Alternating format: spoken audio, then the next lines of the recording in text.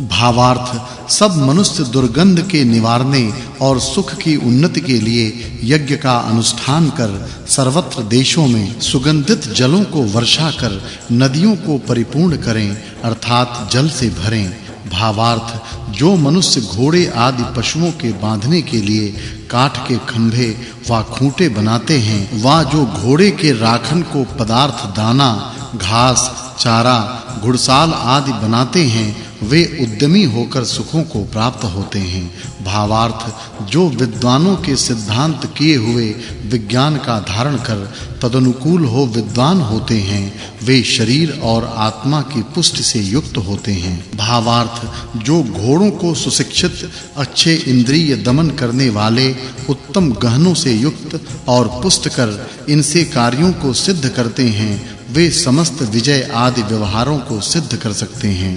भावार्थ भृत्यों को घोड़े दुर्गंध लेप रहित शुद्ध माखी और डांस से रहित रखने चाहिए तथा हाथ तथा रज्जु आदि से उत्तम नियम कर अपने इच्छानुकूल चाल चलवाना चाहिए।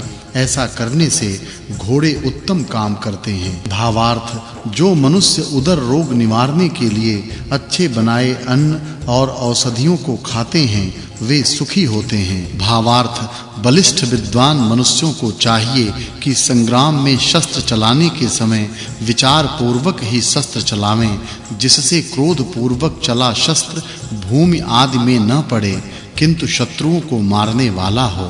भावार्थ जो लोग अन्न और जल को शुद्ध करना पकाना उसका भोजन करना जानते और मांस को छोड़कर भोजन करते वे उद्यमी होते हैं। भावार्थ जो मनुष्य मांसादि के पकाने के दोष से रहित बटलोई के धरने जल आदि उसमें छोड़ने और अग्नि को जलाने और उसको ढक्कनों से ढांपने को जानते हैं वे पाक विद्या में कुशल होते हैं।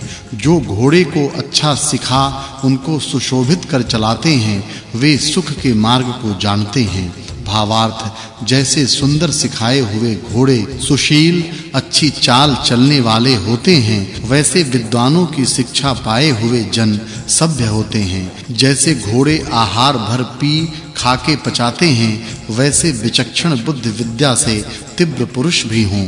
भावार्थ जो मनुष्य अग्नि व घोड़े से रथों को चलाते हैं वे लक्ष्मी से प्रकाशमान होते हैं। जो अग्नि में सुगंधि आदि पदार्थों को होमते हैं वे रोग और कष्ट के शब्दों से पीड़ायमान नहीं होते हैं। भावार्थ जो मनुष्य बिजली आदि रूप वाले अग्नि के उपयोग करने और उसको बढ़ाने को जाने तो बहुत सुखों को प्राप्त हों। भावार्थ इस मंत्र में उपमा अलंकार है। जैसे विद्वान जन कोड़े या वेंत से घोड़े को पनेड़ी से बैलों को अंकुश से हाथी को अच्छी ताड़ना दे उनको शीघ्र चलाते हैं वैसे ही कला यंत्रों से अग्नि को अच्छे प्रकार चलाकर विमान आदि यानों को शीघ्र चलावें। भावार्थ हे मनुष्यों जिस कारण से बिजली उत्पन्न होती है वह कारण सब पृथ्व्यादिकों में व्याप्त है। इससे बिजली की ताड़ना आदि से किसी का अंग भंग न हो उतनी बिजली काम में लाओ। जो अग्नि के गुणों को जानकर यथा योग्य क्रिया से उस अग्नि का प्रयोग किया जाए तो कौन काम न सिद्ध होने योग्य हो अर्थात सभी यथेष्ट काम बने।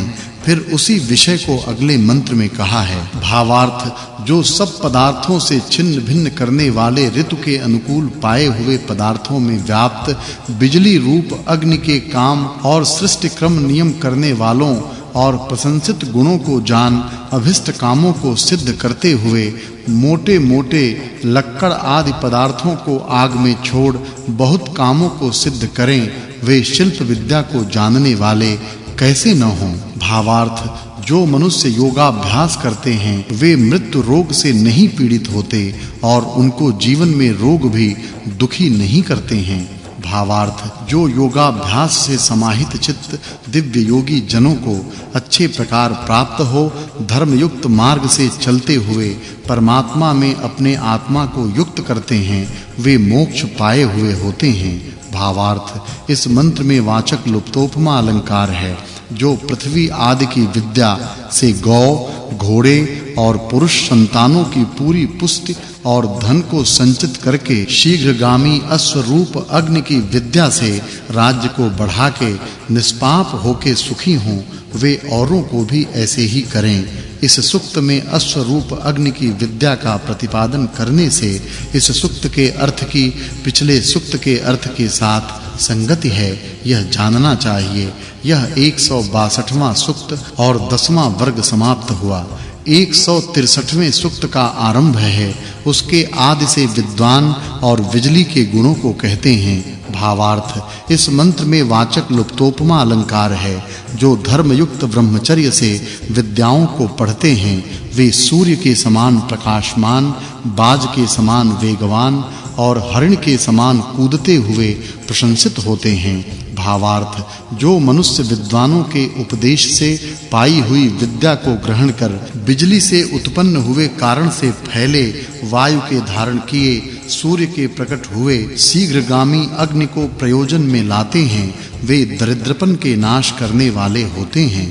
भावार्थ, जो गूढ़ अग्नि पृथ्व्यादि पदार्थों में वायु और औषधियों में प्राप्त है, जिसके पृथ्वी, अंतरिक्ष और सूर्य में बंधन है, उसका सब मनुष्य जाने। भावार्थ, इस मंत्र में उपमा अलंकार है। जैसे अग्नि के कारण सूक्ष्म और स्थूल रूप हैं, वायु, अग्नि, जल और पृथ्वी के भी हैं, वैसे सब उत्पन्न हुए पदार्थों के 3 स्वरूप हैं। हे विद्वन, जैसे तुम्हारा विद्या जन्म उत्तम है, वैसे मेरा भी हो। भावार्थ, जो मनुष्य अनुक्रम अर्थात एक के पीछे एक के पीछे एक ऐसे क्रम से समस्त पदार्थों के कारण और संयोग को जानते हैं, वे पदार्थ वेत्ता होते हैं। भावार्थ, इस मंत्र में वाचक् लुप्तोपमा अलंकार है। जो अपने व पराये आत्मा के जानने वाले विज्ञान से उत्पन्न कार्यों की परीक्षा द्वारा कारण गुणों को जानते हैं, वे सुख से विद्वान होते हैं। जो बिन ढपे, बिन धूल के संयोग अंतरिक्ष में अग्नि आदि पदार्थों के योग से विमानादिकों को चलाते हैं, वे दूर देश को भी शीघ्र जाने को योग्य नहीं होते। भावार्थ, उद्योगी पुरुष ही को अच्छे पदार्थ भोग प्राप्त होते हैं, किंतु आलस्य करने वाले को नहीं।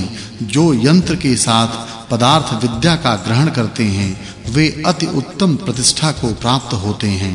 भावार्थ, जैसे अग्नि के अनुकूल विमानादि यानों को मनुष्य प्राप्त होते हैं, वैसे अध्यापक और उपदेशक के अनुकूल विज्ञान को प्राप्त होते हैं। जो विद्वानों को मित्र करते हैं, वे सत्याचरणशील और पराक्रमवान होते हैं।